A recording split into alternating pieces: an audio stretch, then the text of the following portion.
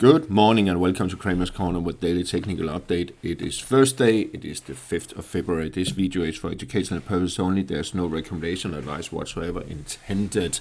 So let's just have a little look at what happened yesterday and what had happened or occurred overnight in the financial markets. Let's start with Novo Nordisk, one of the biggest pharma companies out there, developing weight loss and insulin products, came out with really disappointing numbers yesterday in the aftermarket, and in the normal session in Copenhagen Stock Exchange, it got hammered by 17%, and it tested the lows here back from December at 295.5, and that were basically where it closed just above a 300. So we have some support there. If it takes it out, if it closes below 295.50, well, then we could be looking at the November lows there, just around 266.90.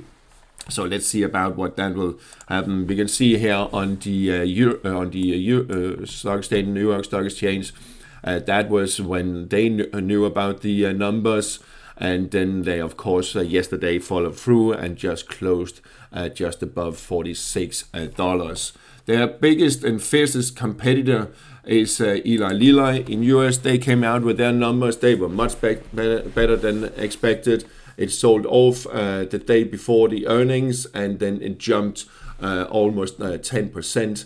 And looks quite stronger. They came out with also better guidance, so they have stayed in the elevated and also in a bullish trend, and it's above the cloud. It was in here, so it was a little bit on the negative side, neutral side, negative side, but after the close here higher above 1100, excuse me, then it seems to be headed higher. And if it takes out its peaks here at 1134, well, then there is much further upside potential for Eli Lilly.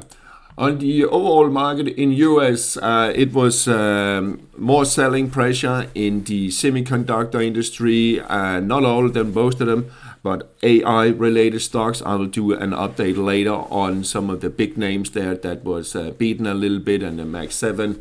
But for now, we have Nasdaq 100 that got sold off and took out support there, 24,954, and dipped almost to the 24,652 support level there. What is also key to watch now is that we are actually a negative sentiment on the RSI on Nasdaq, driven by especially AI stocks or AI related stocks. Pre-market, we are bouncing a little bit, and the future actually stayed above 25,000 after dipping below, but closed above. So that'll be key to watch here the next few days. And I actually think the RSI also stayed above 40 threshold. So a little bit divergence between the actual cash index and the future index, as we can see here. But that will be key to watch 24,652 here the next few days. But it is under pressure. We are below the cloud, so it doesn't look too good for Nasdaq. However, on contrary to that, we have S&P 500 that is still is in a slightly but also vulnerable bullish trend, dipping below the 55 moving average yesterday to the 786 retracement there, and then bounced strongly towards the end of the session. So that'll be key to watch here the next few days, what that will, how that will play out, that scenario. I'm still cautious, optimistic a little bit, and I'll tell you why in a little minute. You can see here the future dipped to the 786 retracement and then bounced. So still in a positive sentiment, but it needs to close back above, or it needs to close above 7,000 on the S&P 500 to really resume the bullish trend.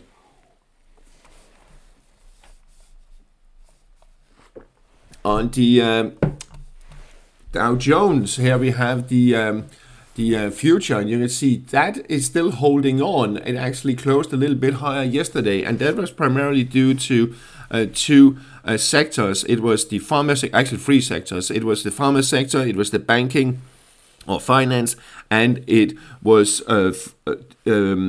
oil business that still kept there. So the old school, so to speak. So let's see where we can. So there's a little bit divergence there. Also, the Russell 2000. The small caps dipped below the support there, but closed above. So still in a positive sentiment, can still stay up there, but we have this top and reversal pattern. So that'll be key towards the next few days. What will happen with also the small caps? So there's a little bit uncertainty in the markets. We need some good earnings to be announced for the indices to turn around, but the tech sector is definitely under pressure at the moment. In Asia, Hang Seng dipped lower this morning here, but then bounced, still in a positive sentiment, still in a slightly bullish trend. We have higher highs, higher highs there, higher lows, and then a correction, and if it can move back above 27,190, well, then I think we will see a bullish trend resuming and push higher. Nikkei still in a bullish trend, closed higher yesterday, a little bit set back, but as we can see here, as I talked about many times, we are a little bit stressed here with the strength indicator declining. So a little bit stressed, but for now still stay true to the bullish trend. EuroStoxx50, slightly bullish, still positive sentiment. I think we'll see EuroStoxx50 pushing higher here the next couple of days, and we can see here pre-market it is up about 0.25%. So still holding on as long as it stays above 5,800. We are still in a bullish trend on EuroStoxx50. DAX got beaten a little bit yesterday. Wasn't too good. It was also a little bit divergence between the different sectors there. Pharma was doing okay, banks were doing okay, but there were other sectors that were a little bit beaten in Germany last night or yesterday. Sorry. More or less unchanged here pre-market, so a lot of uncertainties, but we need to close above 25,000 on a DAX to re-establish a bullish trend. On the FX market, we still have euro-dollar can't make up its mind. It looks like, oh, we should bounce. No, we might dip lower. So still above the falling trend line there. So next few days could be decisive. Should we have a dip lower below it and test it, or should we have this bounce here? Positive sentiment on the RSI still indicates we should have this bounce, and a medium term I'm still bullish on euro dollar. Sterling dollar is sliding lower. Tried to bounce yesterday, but couldn't stay above 137.25. It's just dipped a little, spiked a little bit above. I think we could see it sliding back further a little bit in this correction here. Still positive sentiment on the RSI though, so keep an eye on it. I think if it takes out the peak from yesterday, then we will see that bounce pushing higher still, and I'm still bullish on sterling dollar on the medium term. We're just in a correction phase. I think it's just a question of time before we turn around, and it could be. And this is what you should also work with. After it broke up above this, I mean, it took off. So in this region around 138.87, 135.87, 135.65 could dip it down to there and then take off again. I think that could be the outcome there. The euro sterling bouncing from just above the 86 level there. Could it get up and test once again the falling trend line? But again, look at this. We have the 55 and the 100 pushing lower, but we have the 200 moving higher. So could be tucked in here for quite a while between those two medium-term downtrends or underlying downtrend and the longer-term uptrend. So a little bit squeezed there. Dollar yen, we have pushed higher, and it actually took out the 55 moving average. I actually expected a little bit that it would set back, but it also moved above the cloud and moved above the 61.8 retracement and could now push towards the 786 retracement at 157.70. Key thing here will be, will RSI be rejected at a 60 threshold or not? If it's being rejected, then we could see a setback, but if it does close above, well, then it's back in business, so to speak, and we will see higher levels on dollar yen. But I think we could see short-term an exhaustion here, and then a little bit of a setback, and then we could be stuck in this area here for a little while, up to the 157.70. I think we could see it tested and then setting back a little bit, and key will be again RSI. On the Euro yen continue its bounce, and I think 786 retracement there, 185.77 will be tested fairly shortly. RSI back above 60 threshold, already in a positive sentiment, but we do have divergence. You can see the RSI value is declining, indicating uptrend exhaustion, but for now fairly strong bounce, and if it can continue above the 786 retracement there, 185.77, 185.80, well, then I think we'll see new highs in a euro yen, and I wouldn't be surprised to see that, to be honest. I think that will be played out.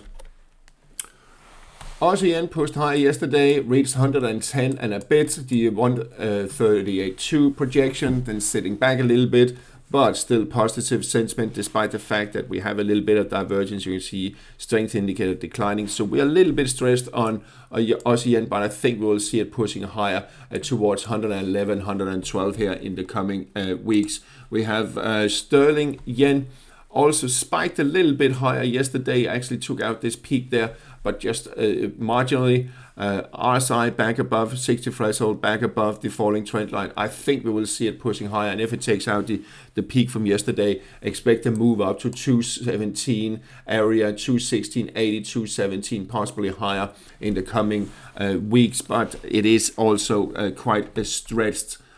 Aussie dollar, and let me just show you what's going on here. There's a lot of lines, I know. Let's zoom in.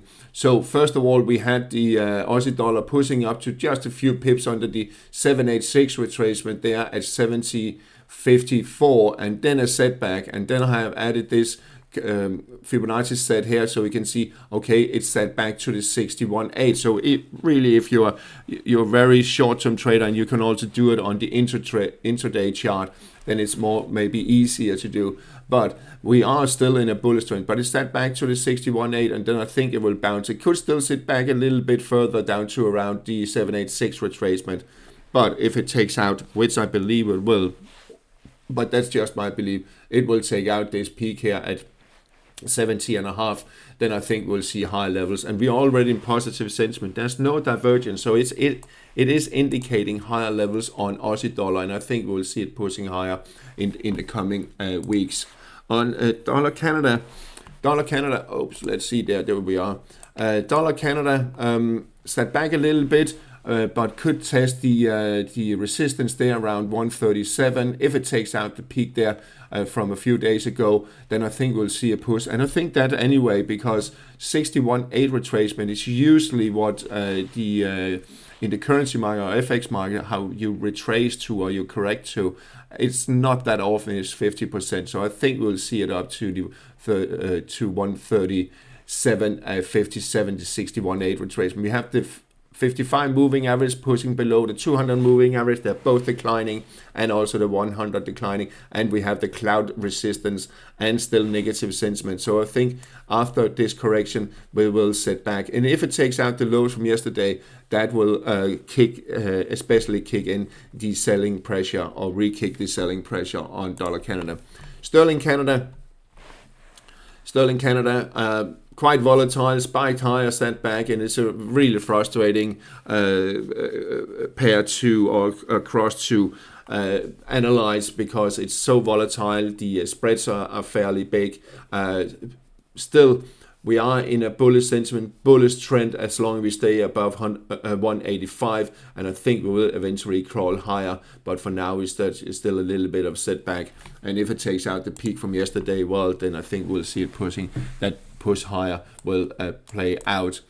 Swiss franc, this is the range. It is quite large, I know, but 92 20, always add a little bit. If it takes out that, then we could be looking at the 61.8 retracement there at 92.63 area. We have the 55, 100 moving average coming down there, following each other there, and the 200, we are below the cloud. We are negative sentiment. I think eventually we will set back. If it takes out the lows down here at 91.20, then we could be looking at levels below 91. Dollar Swiss. Let's just move this up there so we can better see. Also reached the 50% here, and we could see a push up to the 61.8 there at 78.70, and then I think it will be knocked down. But let's see about that. It is at this level here. You should be looking out for will it hold or not. Will we slide back? If we slide back below 77, the lows there 77.35, then bearish trend could resume, and the overall trend is bearish, so I think it's just a question of time before it will actually resume. The dollar index pushed higher towards the 61.8 retracement, as we talked about the past few days. I actually expected to do.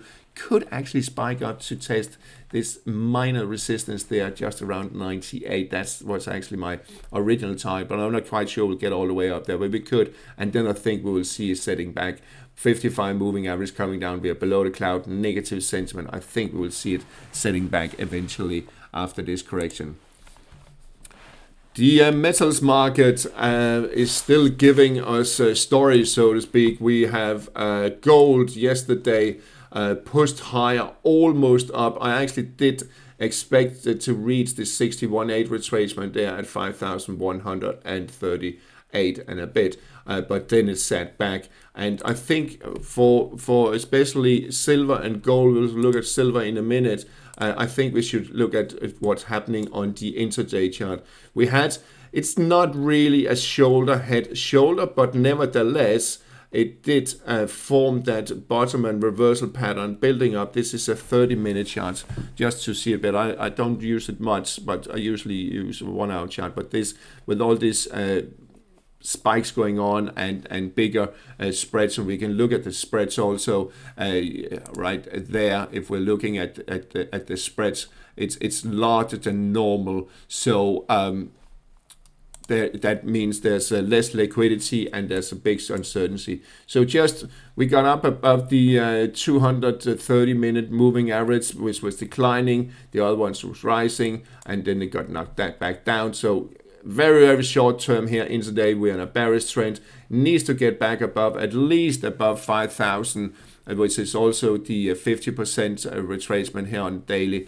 And again, I said it many times, still positive sentiment on the R side. There's actually no divergence indicating likely higher levels, indicating higher highs eventually on gold. But for now, a lot of insecurity, a lot of nervousness in the market, and we could sit back a little bit further. And what I will also do here on the daily chart, you can add this one and see how much we set back. We did below the 38.2. We could dip a little bit below lower. However, if it takes out the peak from yesterday, then expect a push up towards the 786 retracement there at 5,340.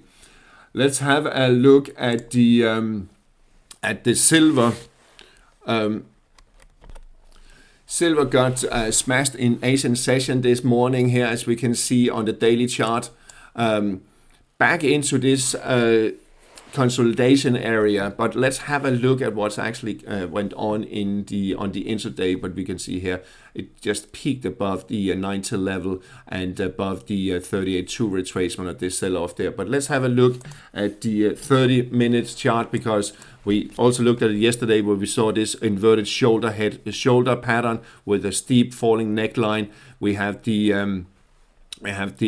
can measure from the neckline down to the head there, the inverted head, and add it to the breakout price, and it actually reached 61.8 extension or projection of this difference here, just above 91.80, so just around that level, and then it got set back just about 92 actually, and then it got set back. I took out that support there, minor support, it went back, had a little bit of correction, got knocked down by the 200 moving average on this 30-minute chart.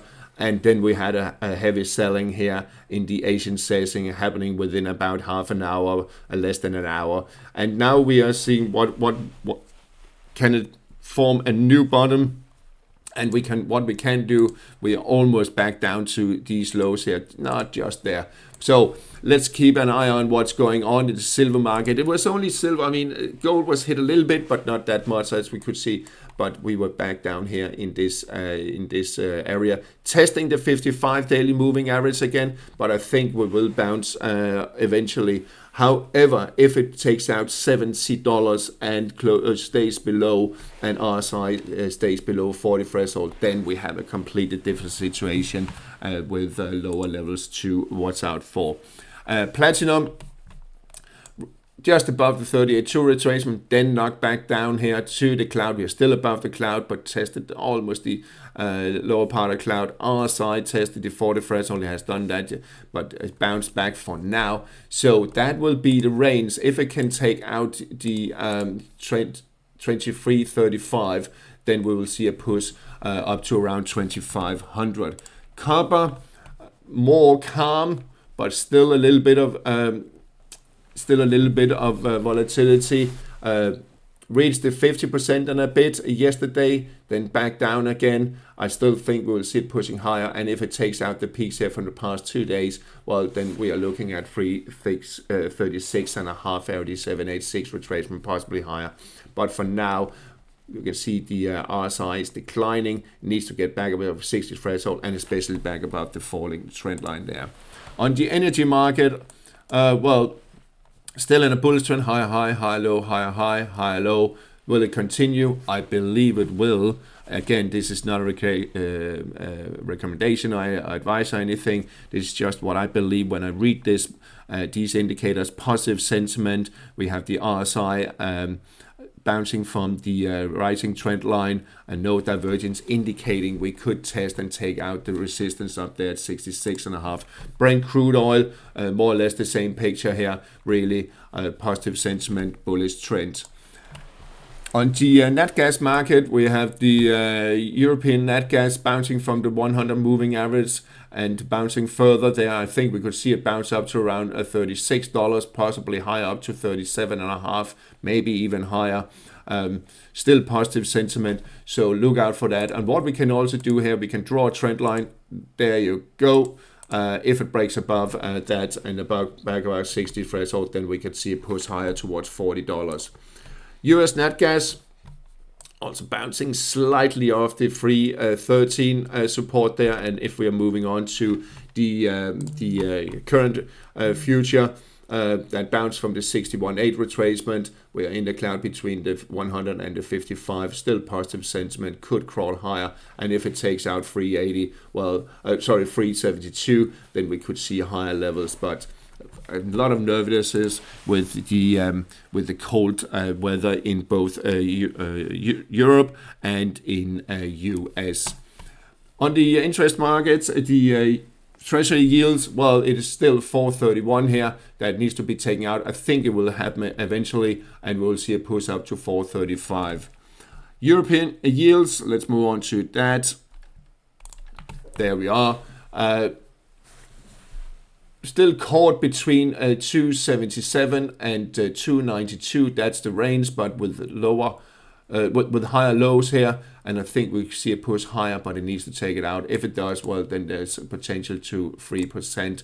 UK one this morning opened above 457, which is a significant step. If it stays above at the end of the day, well, then there's a potential up to 465. If it doesn't happen also today, but let's see. If it slides back, then it's still a little bit under pressure, and it's still a little bit. It will be regarded as a false break, but keep an eye on it. If you can see it there, it's trading at the moment. Japanese 10 to the weaker side, but still in a bullish trend, but it's just in a correction phase there. So I think it will push higher eventually, but we could sit back to around 218, 215. So sell-off continues in the crypto market. We can see Bitcoin has taken out 73,000 and is now pushing lower towards these lows over here.